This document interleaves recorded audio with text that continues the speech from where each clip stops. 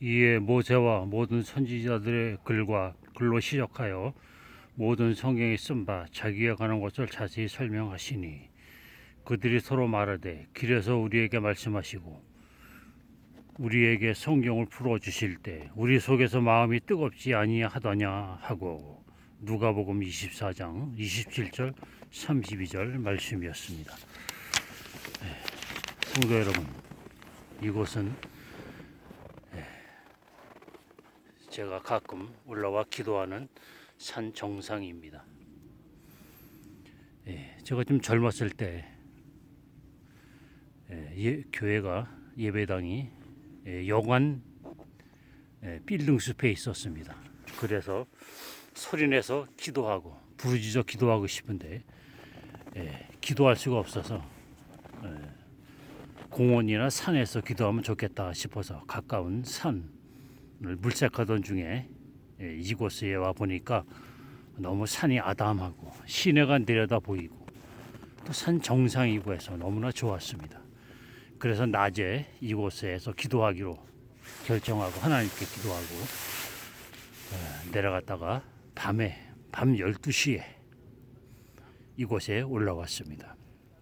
올라오는데 낮에와는 상당히 다르게 너무나 무서운 거예요. 그렇게 산이 깊고 높고 골짜기가 어둡고 너무 두려운 곳입니다. 가끔 목사님들과 같이 기도하러 왔는데 그것은 저 아래 계곡에서 약수터에서 기도하고 혼자 밤에 올라오니까 너무 무서운 겁니다. 그리고 그 순간에 떠오르는 이야기가 있는데 그것은 무엇이냐면 귀신은 밤 12시에 강하게 역사한다는 말이 생각이 난 겁니다. 그리고 쥐를 연구하는 친구도 있었는데 그 친구가 하는 말이 산 꼭대기는 기가 똘똘 뭉치고 밤에 기가 세다는 거예요.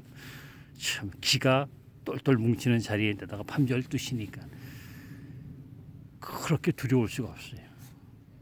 올라올 때는 못 모르고 올라왔지만 알고는 저 시커먼 계곡을 내려갈 수가 없는 겁니다. 너무 두렵고 떨리는 그 순간인데 그때 생각나는 말씀이 있었습니다. 마태복음 28장 20절 말씀이에요.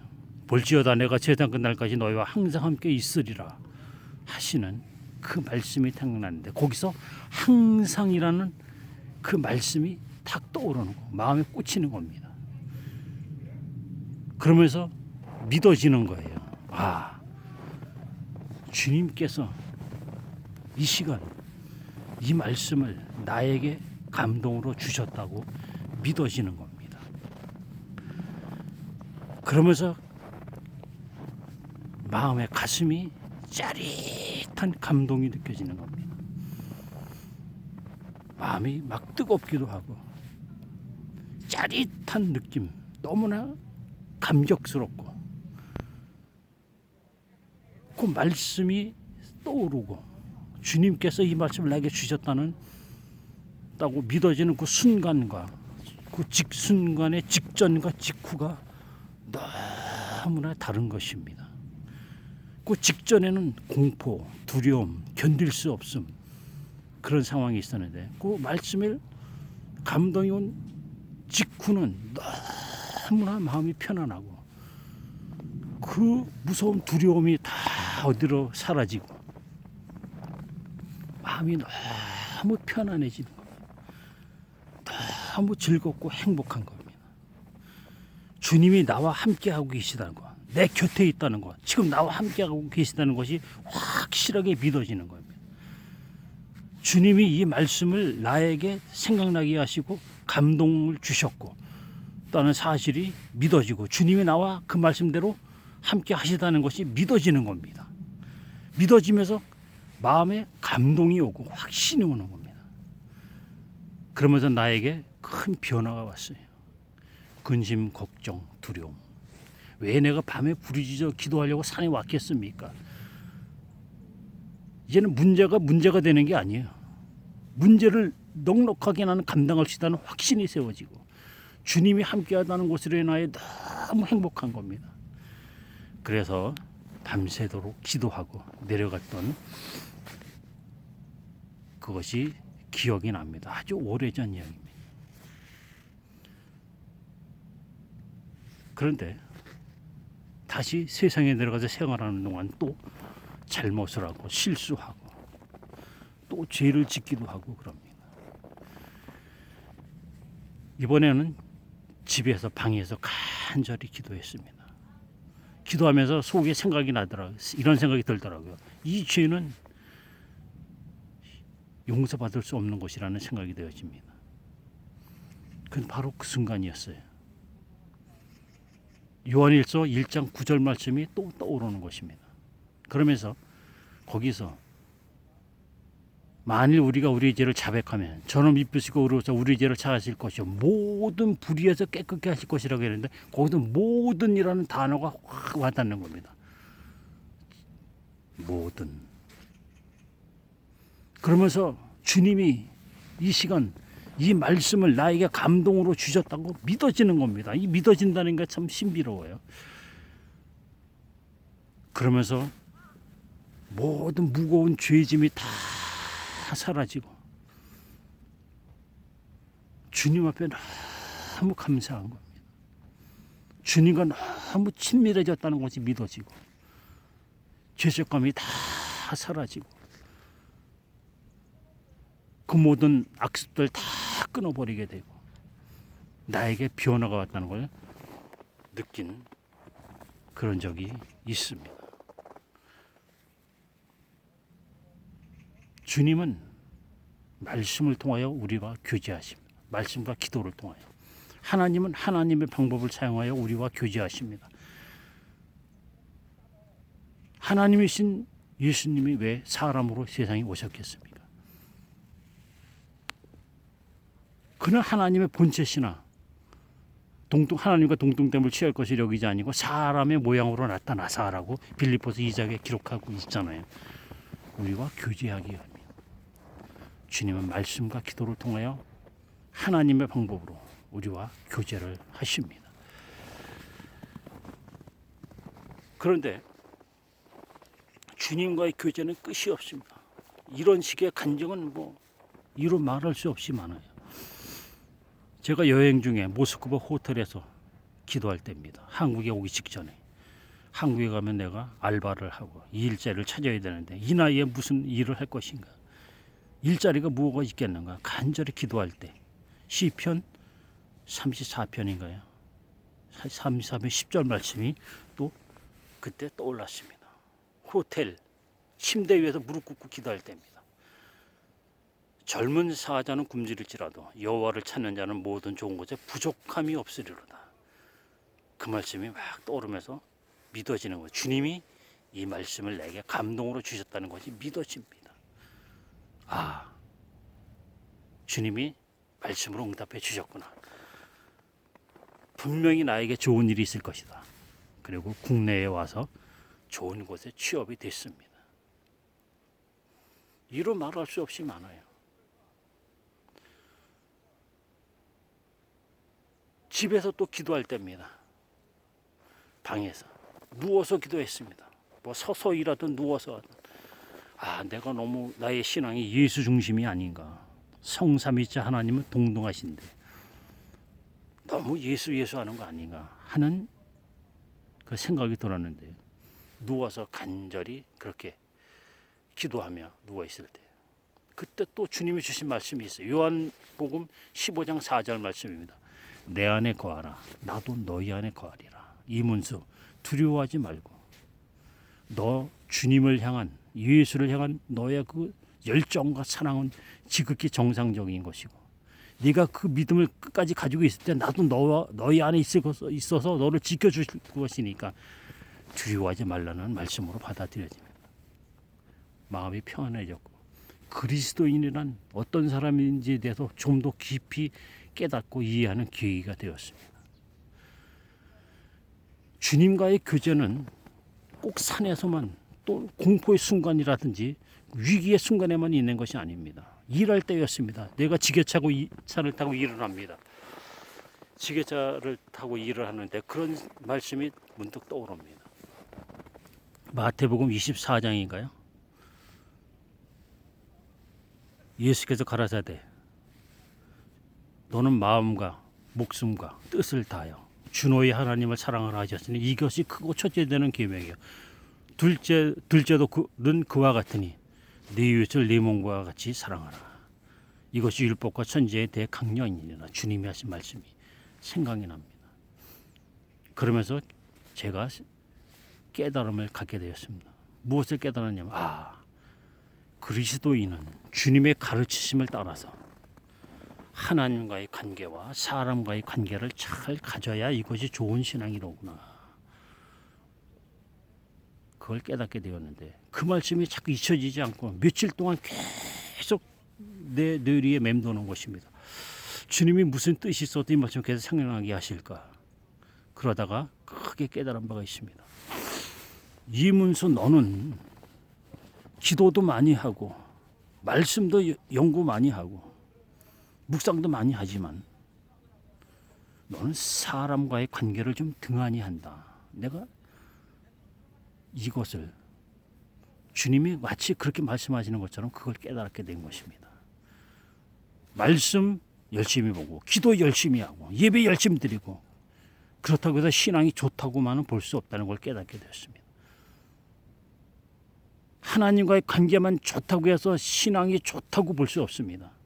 주님의 가르침에 의하면 사람과의 관계도 잘 맺고 가져야 그것이 좋은 신앙이요. 그것이 그리스도인입니다. 그것이 그리스도께 순종하고 그리스도께도 추구하는 신앙생활을 하는 것입니다. 그걸 깨닫게 되었고 특히 나는 하나님과의 관계는 신경을 많이 쓰는데 사람과의 관계를 좀 등한히 한다는 걸 깨닫게 되고 내 성품과 내 삶을 반성하게 되었던 것입니다. 내가 돌보아야 할 가정, 가족, 주변 사람들 그런 사람들을 사랑하고 그런 사람들에게 신경 쓰고 그런 사람들은 덕을 끼치고 그것이 진정한 그리스도인이요 온전한 신앙이라는 걸 깨닫게 되었고 내가 그것이 부족하다는 걸 깨닫게 되었죠.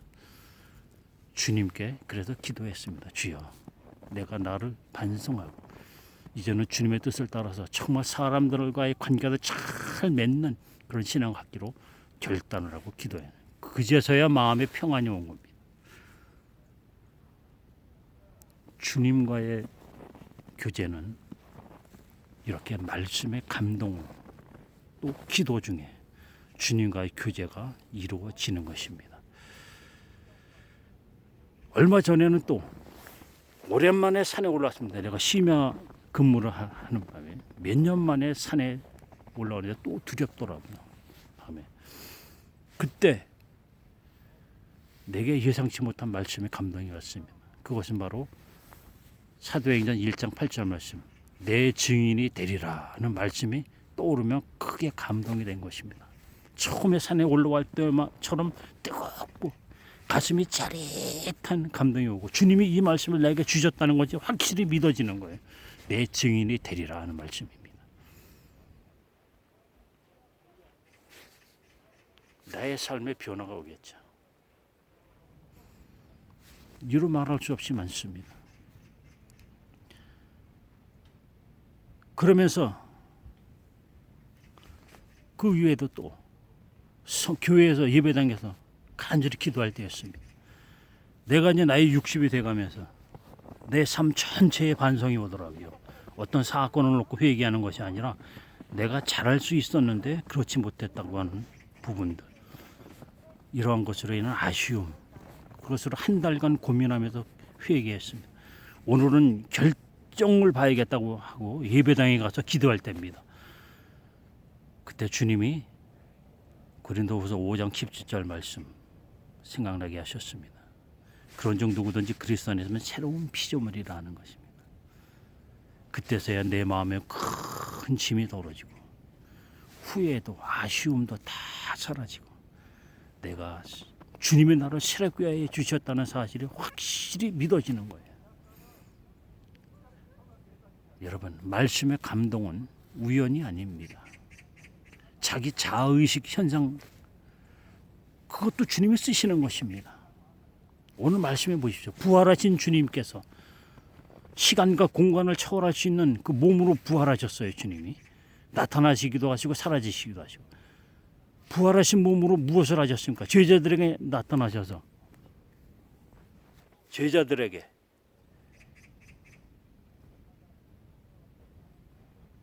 모세의 글로부터 시작하여 선지자의 글로부터 모세의 글과 선지자의 글로부터 시작하여 모든 성경에 쓴 바 자기에 관한 것을 말씀하시고 말씀 풀어주실 때 제자들이 마음이 뜨거워졌다 그랬습니다. 이해하도록 풀어주시고 마음에 뜨거운 감동도 주셨습니다. 주님께서 그렇게 하시다가 그 몸으로 그 부활한 몸으로 그대로 승천하셨습니다. 하늘로 오르셔서 보이지 않게 되었다고 주님의 최종적인 모습을 성경은 묘사하고 있습니다. 보이지 않게 되었어요. 주님이 부활하신 그 몸으로. 지금 어제나 오늘이나 영원토록 동일하신 주님 예수라고 히브리서 13장 7절 8절 말씀에 기록하고 있습니다. 주님은 그때 그 모습 보이지 않지만 지금도 그 일을 하고 계시는 것입니다. 우리에게 말씀이 생각나게 하시고 성령을 통하여 영적으로 말씀이 생각나게 하시고 말씀이 느껴지도록 감동을 주시면서 우리와 교제를 이루십니다. 주님과의 교제가 바로 이것입니다. 요한일서 1장 3절에 보면 우리의 교제는 우리의 사귐은 아버지와 그의 아들 예수 그리스도와 더불어 누리는 것이라고 분명히 기록하고 있습니다. 주님과의 교제라는 이 말, 이 언어 여기에는 신학적으로 교리적으로 정립해야 될 많은 과제도 남아 있습니다. 신학적으로 정리해야 할 부분도 있습니다. 어찌되었든 우리는 말씀과 기도를 통하여 주님과 교제하는 사람들, 이것이 그리스도인입니다. 이것이 없으면 그리스도인이 아닙니다. 여러분, 지금 비대면 예배 때문에 난리입니다. 정치인들을 막 손가락질하고 그런 사람들도 있습니다. 욕하는 사람들도 있습니다. 왜 예배를 못 드리게 하냐입니다. 예배하기 전에 먼저 짚고 넘어갈 것이 있습니다. 당신은 삶의 현장에서 주님과 교제를 어떻게 나누고 계십니까? 어제, 오늘 당신은 삶의 현장에서, 당신의 집에서, 당신의 직장에서, 삶의 현장에서 주님과 어떤 교제를 나누었습니까? 예배하기 전에. 예배 중요합니다. 드려야 됩니다.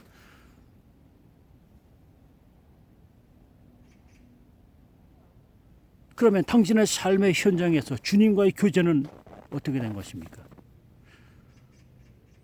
예배를 탓하기 전에 삶의 현장에서 나는 주님과 어떻게 교제를 나누고 있는지 그것부터 점검해 봐야 됩니다. 그것이 없으면 당신은 종교인에 불과해요. 영성주의자에 불과합니다. 저와 여러분, 이 코로나로 인하여 어려운 때입니다. 개인적으로 나의 삶 속에서 나는 주님과 어떻게 교제를 나눌 것인가 다시 한번 뒤돌아보시고 오늘 말씀을 깊이 묵상해 보면서 주님과의 교제로 충만해지고 풍성해지고 그리스도인은 그리스도의 제자라는 뜻입니다. 그리스도와 교제하며 동행하며 주님을 따르는 제자의 삶에 성공하시고 승리하시고 열매를 맺으시는 저와 여러분 되기를 주님의 이름으로 축원합니다. 할렐루야. 아멘.